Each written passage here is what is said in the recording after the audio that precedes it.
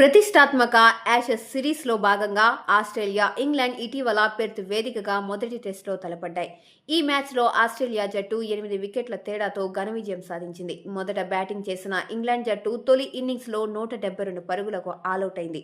అనంతరం బ్యాటింగ్కి దిగిన ఆస్ట్రేలియా కేవలం 132 పరుగులకే కుప్పకూలింది.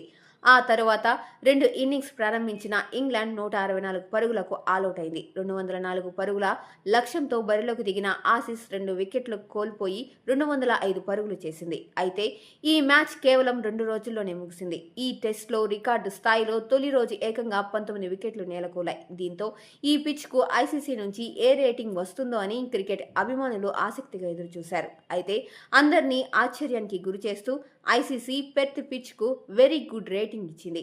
ఇదే అత్యుత్తమ రేటింగ్ కావడం గమనార్హం. అయితే టీమిండియా, దక్షిణాఫ్రికా మధ్య కోల్కతాలోని ఈడెన్ గార్డెన్ వేదికగా జరిగిన మొదటి టెస్ట్ 3 రోజుల్లోనే ముగిసింది. బంతి విపరీతంగా స్పిన్ అవడంతో బ్యాటర్లు పరుగులు తీయడానికి, వికెట్లు కాపాడుకోవడానికి తీవ్రంగా ఇబ్బంది పడ్డారు. దక్షిణాఫ్రికా కెప్టెన్ తెంబా బౌమా ఒక్కడే ఓపిక్గా పరుగులు చేసి టాప్ స్కోరర్గా నిలిచాడు. ఈ మ్యాచ్లో టీమిండియా 30 పరుగుల తేడాతో ఓడిపోయిన విషయం తెలిసిందే. ఈ నేపథ్యంలో ఐసీసీ ఈడెన్ గార్డెన్ పిచ్కు ఏం రేటింగ్ ఇస్తుందో అని క్రికెట్ అభిమానుల్లో ఆసక్తి నెలకొంది.